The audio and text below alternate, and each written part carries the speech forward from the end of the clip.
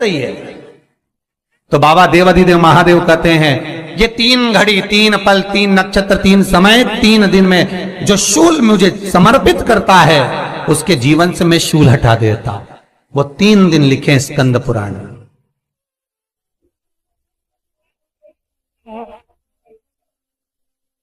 महाराज बैसाख महीने में जो प्रदोष आती है, बैसाख के महीने में बहुत ध्यान से सुनना भाई, जो अपनी जिंदगी से बहुत तंग आ गए हो, परेशान हो गए हो, कष्टमय जीवन जी रहे हो, बहुत दुखी हो गए हो, उनके लिए ये स्कंद पुराण का चरित्र फिर मिले ना मिले आप प्रेम से सुन लो भाव से। पहला, बैसाख महीने की प्रदोष, चाहे वो शनिचरी प्रदोष हो, चाहे रविवार की हो, सोमवार की हो, मंगल की हो, बुधवार की हो, गुरुवार की हो, शुक्रवार की हो, शनिवार की हो, कोई भी वार की हो, पर बैसाख महीने की प्रदोष, प्रदोष काल में शाम का समय सूर्य डूब रहा हो, बस डूबा ही हो, और उस समय पर सूर्य के डूबन के तुरंत बाद बाबा को धतूरे के साथ में बेलपत्री ना चढ़ाते हुए बेलपत्री के वृक्ष के 7 कांटे बाबा के शिवलिंग पर समर्पित करे जाते हैं महाराज, अपनी जिंदगी में अड़चनों को हटाने के लिए। फिर आप जिस व्यापार में उतरे, जिस व्यवसाय में उतरे, जिस नौकरी में उतरे, आप दिल से करें, आपको तरक्की मिलेगी। आप हार नहीं सकते, नीचे नहीं आ सकते, उन्नति पर ही चढ़ेंगे। एक वैशाख मास की प्रदोष, दूसरा शिवरात्रि के दिन मध्याह्न का समय महाराज, जो बड़ी शिवरात्रि होती है माघ की, बड़ी शिवरात्रि के अंतर्गत मध्याह्न का समय, दोपहर के ठीक 12 बजे, चाहे फिर वो कोई भी दिन हो महाराज, शिवरात्रि जिस दिन पड़ रही हो,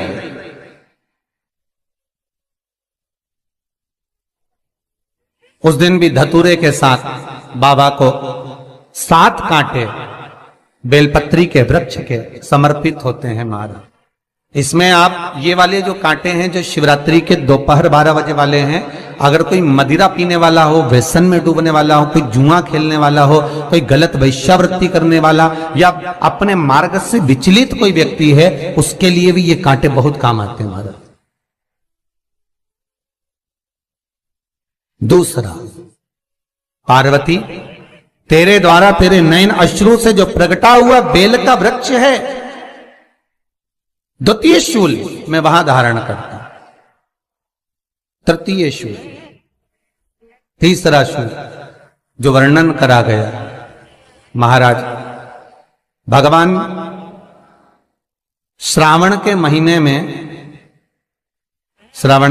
में जो भी दूसरा सोमवार पड़े, जो भी पड़े, श्रावण के महीने का जो दूसरा सोमवार होता है, उस दूसरे सोमवार में रात्रि के समय पर, अर्थात शास्त्र अब घड़ी और पल का स्मरण करेंगे तो रात्रि के बजेंगे 10 से 12 बजे महाराज, 10 से 12 के बीच में धतूरे के साथ बाबा को शूल समर्पित होता है महाराज। ये भी हमारी बाधाओं को, हमारी तकलीफों को, व्यापार व्यवसाय के लिए, नौकरी सर्विस के लिए, बहुत सारे एग्जाम में आप बैठ लिए, गवर्नमेंट एग्जाम के लिए बैठ लिए, नहीं हो रहा, ये 3 बार मेरे शंकर को बेलपत्री के वृक्ष के शूल समर्पित होते हैं, उसका आनंद पाना और उससे अपने को सुख प्राप्त करना।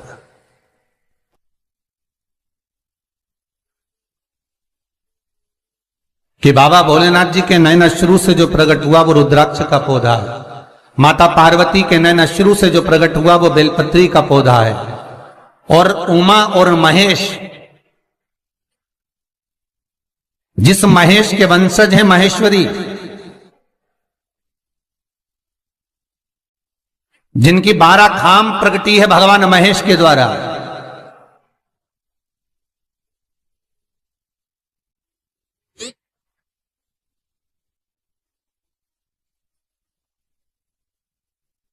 वो महेश और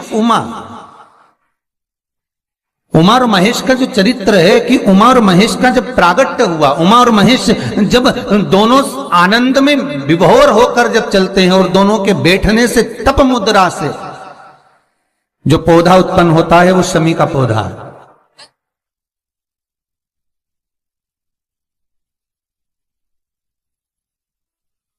शमी का पौधा।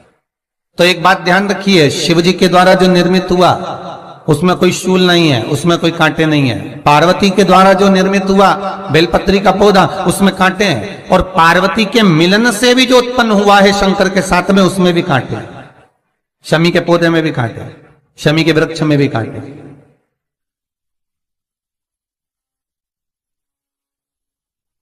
तो पार्वती जी स्कंद पुराण में एक प्रश्न कर रही हैं भोलेनाथ जी से कि प्रभु मुझे ये बताओ कि आपके द्वारा जो निर्मित हुआ उसमें शूलता नहीं है,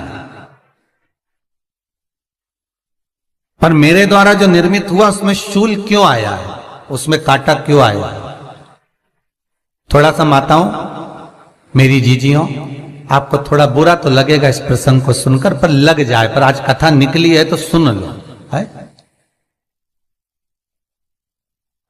कि शिवजी जिस रुद्राक्ष को उत्पन्न कर रहे हैं उसमें शूलता नहीं है,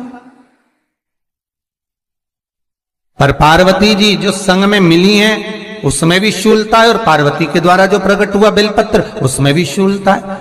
तो भगवान महादेव बोलते हैं, पार्वती मैं तुझे कुछ कहूं और कहने पर तुझे तेरे हृदय में कोई बात चुभे, शूल लगे तो मुझे ठीक नहीं लगेगा। नहीं नहीं नहीं, आप कहिए प्रभु, मैं सुनने के लिए तैयार हूं, आप तो बोलो कि कारण क्या है।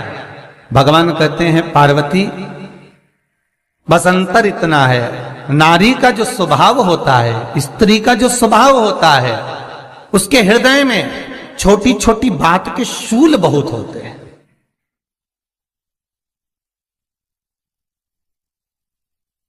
जेठानी ने ये कह दिया, देवरानी ने ये कह दिया, तुम्हारी मम्मी ये बोल दी, तुम्हारे पापा ने ये कह दिया, तुम्हारी बहनों ने ये कह दिया, तुम्हारे भाई ने ये कह दिया, तुम्हारे रिश्तेदार ने ये बोल दिया। ये नारी के भीतर ये शूलता रहती है। तो पार्वती जी बोली कि जितना तप आपने करा उतना तप मैंने करा, और जितनी साधना आपने करी उतनी साधना मैंने करी, और जितना आराधना दिल से आपने करी उतनी आराधना दिल से मैंने करी, फिर इसमें शूलता कहां से आ गई? भगवान शिव बोले, बस पार्वती बात इतनी सी है कि जब मैं आराधना करने बैठता हूं तो मेरी दृष्टि में सम्मुख में कुछ नहीं होता।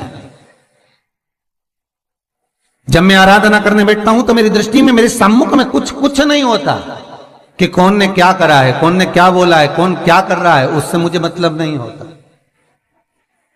उससे मुझे कोई मतलब नहीं।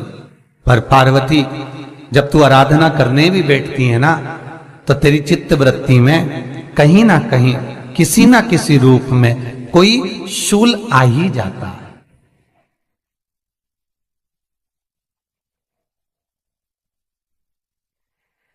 कई माताओं की आदत देखी साहब, भगवान की सेवा करने बैठी है तो भी भीतर थोड़ा सा शूलता भरी हुई है। महाराज बताओ, इतने सारे भगवान इकट्ठे कर लिए, मैंने बोला था बहू से कि वहां रख लेती है, बताओ इतने सारे यहां पर लाकर रख दिए हैं, अब इसकी सेवा करना पड़ रही है, अब ये करना पड़ रहा है। प्रसाद लेने के लिए रसोई घर में गई, भगवान का भोग लगाने के लिए, तो उसमें भी शूलता आ गई। इतने घंटों से मैं सामान ढूंढ रही, फ्रिज में मिल ही नहीं रहा, मैंने रख के गई थी, भगवान जाने कहां चले गए। भगवान को वस्त्र पहना रही है तो शूलता है। अलमारी का ड्रॉज खोला, इसमें मैंने सामान रखा था, ना जाने भगवान का श्रृंगार कहां चले गया, कौन ने हाथ लगाया, फिर शूलता आ गई। भोजन करने बैठे तो शूलता है, कोई कार्य के लिए जा रहे हो तो शूलता है। अर्थात कहीं ना कहीं नारी के जीवन में शूलता बनी हुई है। और पार्वती, जब तुम भजन करो, तप करो, साधना करो, भक्ति करो, उसमें शूलता नहीं होना चाहिए।